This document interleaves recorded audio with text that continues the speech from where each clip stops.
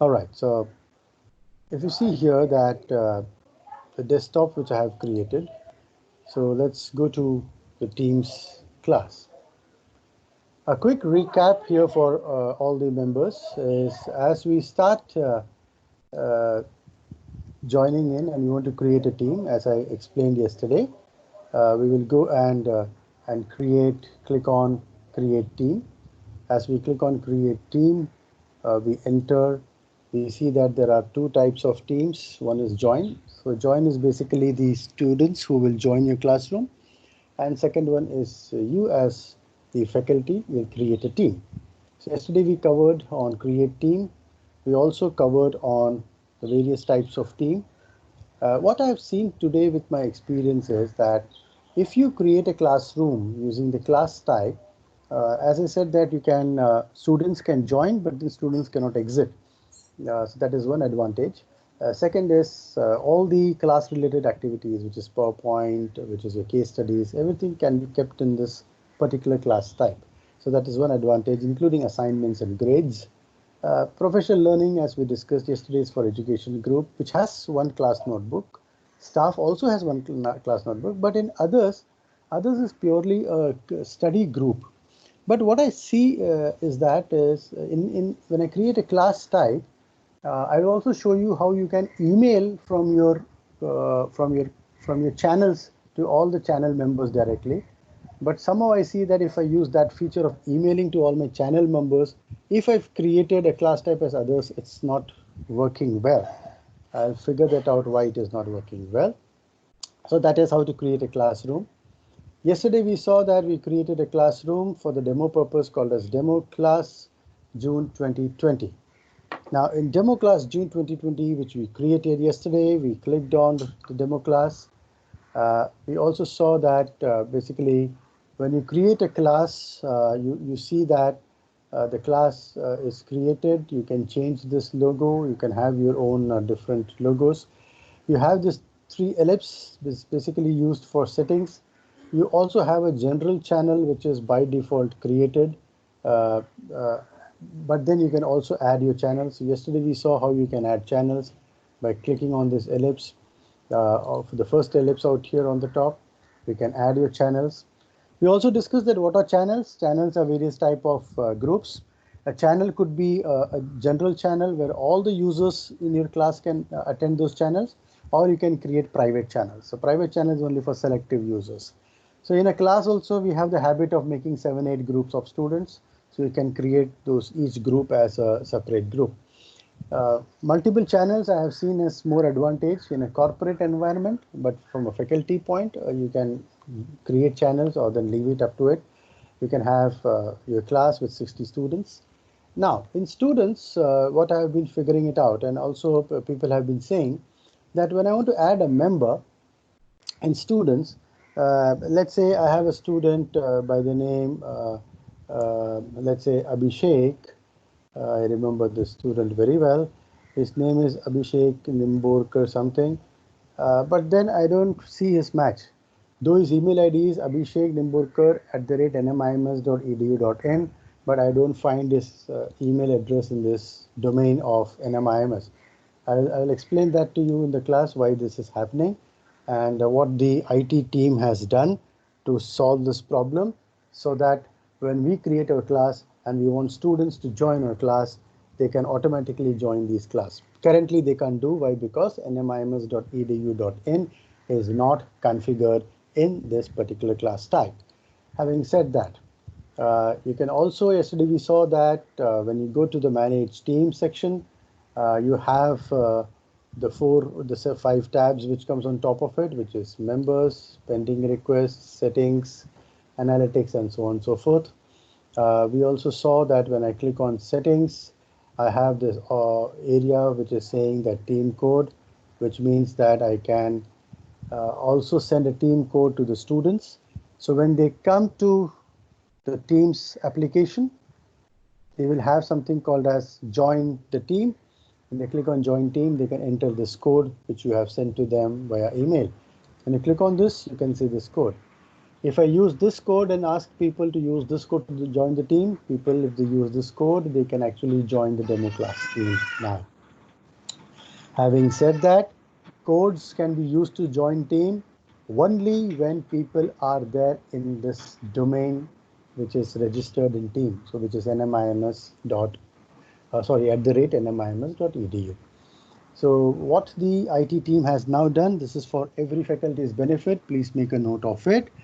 Currently, students with an email ID which is @NMIMS.edu.in cannot join your class. The simple reason, because this email ID is hosted in a Gmail server. So Gmail and Microsoft being competitors, naturally Office 365 is not accepting NMIMS.edu.in. So what our IT has done is that they have created a new ID for all the students, which starts with their name @svkm.1microsoft.com. So now this ID is now being circulated to all the students. So if you are, well, let's say the MPST team, MBA Tech professors, we can connect with our administrator, both the ladies, and check whether they have informed all the students the new email ID which they can use to log in to Microsoft team. Now, this is very crucial for people to remember. So once all the students have received that email, they will go to office365.com, enter their email address, they will go to the team software, and then they can join your class. So that is one reason which I figured it out, that why currently students cannot join. So this is basically a work in progress. Now let's get back very quickly to our quick recap. We also saw basically there are different tabs out here. So you have post, files, class notebook, assignments, grades, and there is a plus sign. Plus sign is basically for people where you can add more tabs. So I will explain that to you today. So what is the first one? The first one is basically post. So in post, you can actually click on the start new conversation. So if I say, hello everybody, then you see that this post is sent to everybody who is there in my class. But then yesterday we said, if I want to send a specific message to a specific person, use the @ function. So when you use @ function, you can actually send a message. Let's say I want to send a message to a CR whose email ID is Cisco MPSTME.17, which I have created. So when I click on this, then this particular message is take the attendance, something like that. Now this particular message will only go to the particular person to whom I have addressed. So the @ mention is something like this. For example, if I click on my browser, here I have the browser where I have logged into Microsoft Teams as a student, and the student, if you see, is accessible only for these 3 classrooms of mine, but not all the classrooms. So when the student clicks, now here you see this is the student to whom I have specifically sent a particular message. So this message is only seen by this student if you use the @ function. Let me get back to my general team. Now, if you see here that I have used the @ function, at the same time, you have a lot many icons out here. As I explained yesterday, when you click on this A+ icon, you can actually format a particular message. So you can say that I want to create a new conversation so that all the replies will come under the same conversation. So it is like creating a subject and chatting within that subject. You have this small drop-down box. When you click on this drop-down box, you can actually create announcements. So you can say that M1 starts next week. The assignments for M1 will be whatever you want to announce, you can announce in the announcement tab. And plus, if you want the announcements where people can reply, or you are the moderator, only you can reply, you can use that. And if you have multiple channels created, you can post this announcement multiple channels. So that's a very good feature of announcements. Then comes, you can attach a file out here. So let's say that you want to attach some sort of a presentation. So I can click on The file can be picked up from your OneDrive. It can also be picked up from other team documents, or you can upload this from your own laptop, right? So let's say if I want to upload some document and I say I want to upload the Microsoft Teams instructions, and I click on here. So it's going to upload a file. So I'll just say upload it in general. I just say upload the file out here. Now, if you see here, this in the post section, I can upload files, Excel sheet, whatever it is. This is for the entire class. And these files can be accessed from the file section. So when I go to the file section, I can see this thing which has been, this material which has been uploaded here. So that is where the this upload comes. Students will like using emojis and GIF files.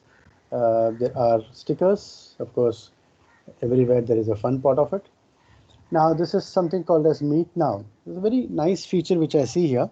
Now say in your class, you've created a class, you know all the students who have joined the class. Now students have a timetable. Students know that on every Monday, 11 o'clock, I have Mr. Ramanan's class. So I don't really have to worry and send email invites to all the students every time I start a class. I straight away come at Monday, 10:50, 10:55, log into my team, log into my class, and just click on Meet Now. So when I click on Meet Now, the class starts. So every student, when they go into the classroom and they go into their class, they will see a small icon in the post saying that join now. So when they click on join now, they're automatically there inside the class. So A is that this headache that before every class should I send a link? You don't have to. Like even in today's presentation. So everyone, if people know that 4 o'clock in training class in team, Raman sir is taking classes, you will just log into training and you will see there's something called as join now in post. You click on join now. So everyone straight away logs into my class. So you really don't have to send links every time you start a class. So that's what we covered yesterday. And now let's go and look at files. So in files, what I covered yesterday, if you see here is that the file which I attached right now is available out here. Very important in files, which you have to remember is there are two sections out here. One is the class material section, and the other one is basically the section where you can post all your files. The difference in these two is that these files can actually be used for conversation, which means students, when they click on this file opens, and what you see on the right side is basically where you can basically create a conversation. So students can converse, edit this document when the view only changes to edit. But most important is that whatever changes happens to this document, that resides within the team, which means that any changes done to this document will not change the original document. And the class material folder, please make a note, the class material folder is a folder. If you upload all the materials into this folder is only view materials. So which means unlike the files, unlike the document which is outside the material folder where students can edit the folder and converse, they can't do that in class material. So if you want to share your PPTs, I would recommend that post all your PPTs in the class material. There is a default folder which comes with whenever you create a class. We also discussed about class notebook yesterday. In short, what is class notebook? Class notebook is nothing but a notebook or a binder which you carry to your class. Sorry, as binder has multiple sections, so does the classroom. So classroom has three key sections. Yesterday I explained to you all the three sections: collaboration space, content library, teachers only, and the student section. So you can see the student sections out here. So if you have 60 students, you will find all the 60 students' name out here, and each student class notebook creates a diary for that particular student. Very interesting. In collaboration space, if you post any document in collaboration space, then this space in these documents is used for collaboration, which means that both the teacher as well as the student can edit this document. If you post documents in the student library, then this document can only be viewed by the students. They cannot edit this document. And in the students' handouts, you can post handouts for very specific student or certain group of students. That's the way how you want to structure your class. And also there is a teachers only section. So this teacher only section has to be created. As I said yesterday, how you create this, you go to the class notebook out here, not on the main tab. You go to this particular tab of class notebook. When you click on this class notebook, you get more features, what you want to do. If you want to share a document or a page to all the students, you will click on this particular part where you say distribute to all the page, distribute this particular page to all my students or an individual student or to a group of students. You can also distribute the entire section. So this particular tabs are nothing but sections. You can distribute the sections. Now there is a small, if students are collaborating it, you can use this basically to review the document. And here's something called as manage notebook. In manage notebook is the area where you can add more sections to your diary or the notebook. And this is where you will click on enable teachers only section. As I said yesterday, when you first time go to manage notebook, you will see this as disabled. And once enabled, you cannot disable this back again. I don't know why, but maybe it's not required. Second is you can also lock the collaboration space. As I said, collaboration space is the area where people can collaborate, both the students as well as the teachers. If you don't want teachers to collaborate, students to collaborate, you unlock this. So that's one good feature that I've seen in Notebook. So in Notebook, lot many things can be done. You can actually post discussion notes out here. All you have to do is click on page. It will open up a page. Click on that page. On the right hand side, you can create the topic for discussions. There is something called as dictate. So let's say I create a page, and in that page I want to say a topic called as discuss about Corona, and then I want to write few things. So I can use this dictate. When I click on this, it says that you're asking, system's asking you permissions, you allow. So once you have allowed this and then click on dictate, the dictation starts. So if you're not comfortable typing, you can use the dictation part out here to use this to create a document which you can use this.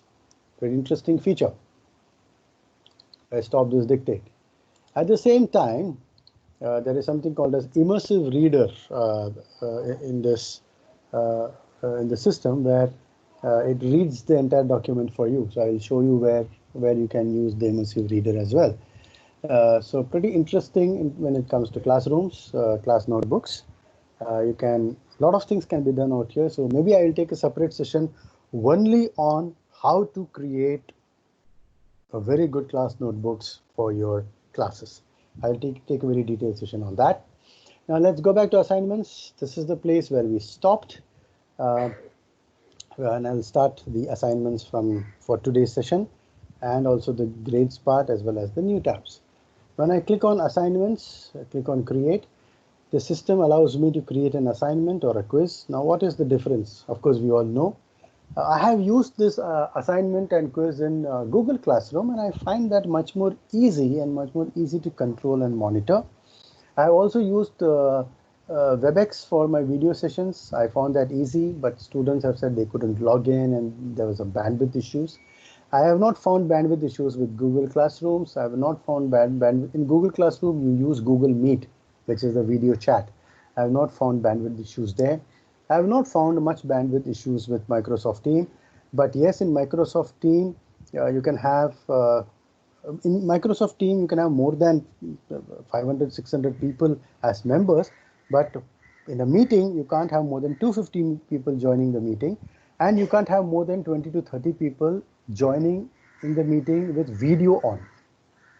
So technically speaking, of course, every bandwidth becomes heavier when people are everyone is opening their videos. So from a class perspective, I would always recommend as a best practice, do not ask anybody to switch on their videos. You can just use your video if you want, but maybe at the start, and after that you can switch off your videos, go to share desktops, share your presentations, take the class. In between, ask questions. People can answer those questions. And I will also take another session on how to make a class engaging. So I have done a lot of engagement-based sessions. I will also take another class where I will say about how can you make a class very engaging. So in this assignment tab, so what is that assignment? I'm saying that my assignment is M1 test. That's my assignment. All right. What do you want to do? Enter the instructions in assignments. Fantastic. So I enter my instructions in my assignment. Click on add resource. So for the test, add resources are basically if you're taking a test as a case study, so you want to post the PDF document to the students so that they can read the document and after that answer the questions. So you can post the documents. In other cases that I want to create a test. So what I do is I go to new file, or I can also upload my test document, which is already there in my CD drive. I can upload it. But here I create a Word document where I say this is M1 test. Now when I click on M1 test, I click attach. So it has attached this document, but remember it's a plain document, there is no questions. So I click on this M1 test. It opens up the document within the team system, and here is where I click on edit document, edit in the browser, and I enter the questions. I say the question, the first question is, what are the 4 types of marketing? 4 types, 4 P's basically. What are the 4 P in different types of marketing? Whatever the questions you want, just put it out here, click on answer, and just leave it like that. You can have these questions. You can use the headings, MPSTME, college, M1, date, time, all the stuff. Now when I click on this, my questions are ready. All I do is that I click on close. I don't do anything, I just click on close. Once I click on close, the document test is ready, but what I want to do, if I have uploaded a case study, of course I will say that students cannot edit, but since there's a question and I want every student to answer in these questions, I click on this 3 ellipses out here, and here I say student edit their own copy. So when I say that students edit their own copy, which means that if you have 60 students, every student will get 1 dedicated copy of M1 test with his name and the document. So when the student enters the answers and then submits this, that's how you collect all the tests. If you want to give some points, you say that this test carries 15 points. I have assigned to demo class. This test is applicable to all students. You can decide your due date of submission with time. If you want to further be a little bit strict and say no late check-ins allowed, you click on edit. This gives you different features where you can post this assignment for a future, which means that if the M1 is for the next week, you can post the document right now, but then schedule it for next week and say next week, June 21st, time at 9 a.m. and the due date is the same day and the time is 10 a.m. That's it. So, which means that people will log in and within 1 hour they have to answer.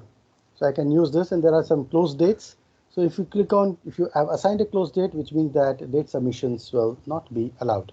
So some things you can do, but then if you click a close date and after that also people submit, it will still show you that the document has been submitted, but it will mark that as late submission. Very interesting thing. I found this feature in Google Classroom as well. So I have created this document and say students can edit their own copy. I have sent it to all students and click on assign. Click on assign, M1 test has been sent to my students. Now what happens? Let me log in as a student and see what happens. I go to my classroom out here. I go to my another student classroom. Now the student gets a message. Interesting. The student has got a message which says that, my dear friend, an assignment has been given to you. So what the student does, he knows that the assignment is in his class right now. So he clicks on this class. He goes to the assignment tab. You can also view the assignment from the post. The best part here is that whatever you do in team, whether it is in files, assignments, all those reminders and messages, they are coming there in post. You can delete the post also, but then at a later stage, I will tell you about housekeeping of team classroom in a later session. I go to the assignment as a student. So the student sees there is an assignment given to him. He knows that it's due by tomorrow, 15 points. The student clicks on the assignment. The assignment has instructions, and this is it. And there is this small point which says turn in. Turn in means once I finish the document, I come and click on turn in, which means I'm submitting my document to my professor. I click on this document. So the document opens. And this is the document from a specific student, right? And this student clicks on edit in the browser. And this particular student enters the answer in this particular document. He says the 4 P's of marketing are product, price, place, promotion. And also Kotler is not being quiet. He has been adding every piece with every new version. So I don't know. By the time my son reads Kotler, he will say that there are 12 P's in marketing. God knows. Anyway, let's leave it like this. So the student has answered this question. He clicks on close. He feels that he has answered everything and clicks on turn in. Fantastic. Some rocket going in. Thanks to Microsoft. They're really good at this, but not improving the system more robust. So all those jing bang happens. It says that's turned in. Fantastic. Now I go to my class. Here's my class. I come to the teacher's view. So here's where I'm in my teacher's view, right? I go to my teacher's view. So I come back to my teacher's view. If you see in my teacher's view, it's just giving me an arrow, which means that there is some message which has come. And it says that there's been an assignment which you have posted. So I go to my assignment. And I see in my assignment that out of 4 students who are there in my class, 1 student has completed. So it says that 1% out of your 4 students has turned in the assignment. Interesting. So I click on this. And here it gives me the list. It says that these 3 people have not yet submitted the document, whereas this student has submitted the document. Very interesting. Now I'll click on the student's document. It opens the document. And you see that I can see the answers which the student has given. Pretty interesting. Now here's this immersive reader feature which I was talking about. When I click on this immersive reader, it reads the document, right? It completely reads this. It reads this document. And when I click on play, very interesting document. That's what immersive readers are about. So I go back to my document. Now I feel the students have answered everything fine. If you want to give a feedback, please give a feedback. If you want to give marks, and I say the mark is 10. Remember this point, ladies and gentlemen, I have given marks. Now if I click on return, the marks goes to the student, which means the student sees that his document, his answer sheet has been evaluated by professor, and the document is returned and the student knows how much marks he has got. But in this case, I will just close. I will not return. When I have not returned the document, the student doesn't know how much marks he has got, but I know that how much marks I have given. Now that's pretty interesting. So if you don't want the students to see how much marks they have got, but you want to know how much marks you have given, so you have this particular feature out here. But the disadvantage is if you export this entire grading part as Excel, it will not export the numbers which you have given because you have not returned the answer sheet. So if you want to have the marks which you have assigned to the students, then it is mandatory that you return the marks to the students. Then only in the export file. Now this export gets downloaded into your system, which is in the download area. I will show it to you later how that file looks. It's a CSV file. It tells the name of the student. It tells what is the question paper. It says that what is the total marks, 15, and then how much he has got. So if you return the student marks, then only you can see that in export file. But otherwise, you can see how much you have given the students out here. So that's a pretty interesting point which I'm making. Second is that if you want to create a quiz, multiple choice, same thing, create, click on quiz. Like Google Classroom, you can create a new form of quiz. Now when I create a new form, the form gets created within the Microsoft team itself. Something happening out here, it says creating a form. All right. Now when the form gets created, of course asking me to sign in, I have to sign in with my same login ID. But in assignments, when you create the form, what happens here is that you have the advantage of creating a form, and you also have the advantage of creating a quiz with marks and answers. So it's a multiple choice questions which you can assign and create out here. So let's say that I want to create multiple choice questions. So I go to my class out here, which is the teacher section. I click on create, click on quiz. Now what I want to do, whether I have a existing quiz which I already have used it, so I can use that, or maybe create a new form. So I click on existing quiz. It opens up the quiz format or maybe attaches that. Now this quiz form is being attached. I can enter all the other details, but when I open up this, let me open up this quiz. Now there, so this is a quiz which I've created. So I've asked questions, so multiple choice, same way the way you do in Google. So if you want to know how to create this in a detailed way, I can take that again in a detailed class for creating quiz forms as well as creating basic forms in team. Now once I have done that, students have answered and everything, I can go to the grades tab. So in grades tab, I can see all the students, all the multiple tests which I've conducted, and for each test, what is the gradings have happened. Beautiful, fantastic. You can export all the tests to your Excel, but the students' marks will come on the export file only when you have returned the document to the student. But if you don't want to share the marks right now, you can just see the marks, put that into an Excel file. Maybe after M1, M2 are over, you want to send all the marks together, you can do that. As a best practice, you can follow one which is comfortable. If it's multiple choice, you don't have to worry because automatically the system does the answering and the marks are revealed. So automatically you get all the marks out here. So pretty interesting for assignments and grades. So it's been quite 40 minutes so far in the sessions. So I'm going to take question answers which we have done till now. Whatever question answers you have, we'll go through the question answers, and then I'll start one more session on the particular plus point, which is creating different applications within the Microsoft team. So I stop recording.